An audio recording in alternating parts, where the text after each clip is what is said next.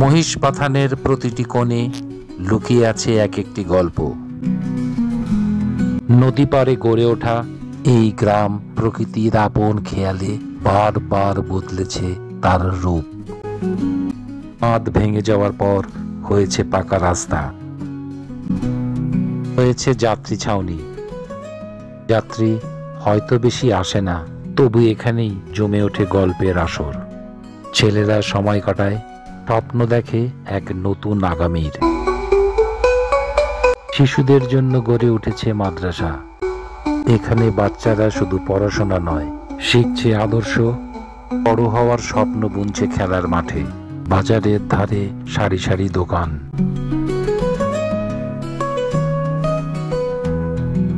খাবারের গন্ধে মুখরিত সন্ধ্যা।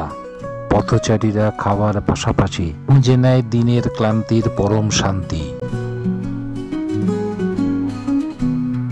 মুরগির দোকান, সবজির দোকান, চায়ের দোকান যেন এক মোহময় বন্ধন।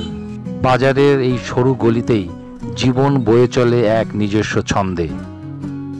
থাই সবজির দোকানে রঙিন শাকসবজি সাজানো, প্রকৃতির রং মিশে গেছে মানুষের রুটি রোজগারে।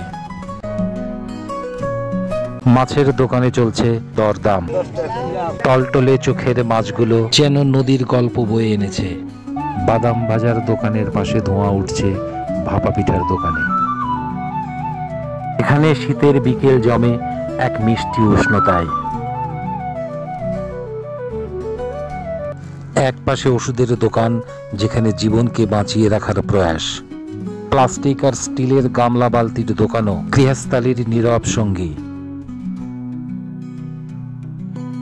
আর জুতার দোকানে সারি সারি সাজানো জুতা, নতুন পথ চলার প্রতিচ্ছবি।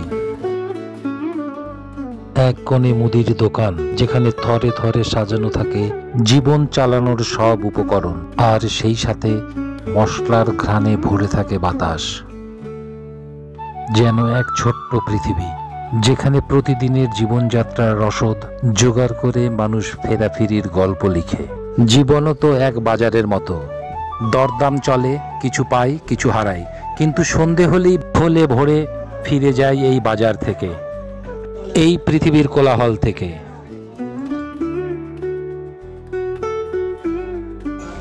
এই তো ছিল মহিষপাথানের গ্রামের গল্পের প্রথম পর্ব, কিন্তু এখানেই শেষ নয়।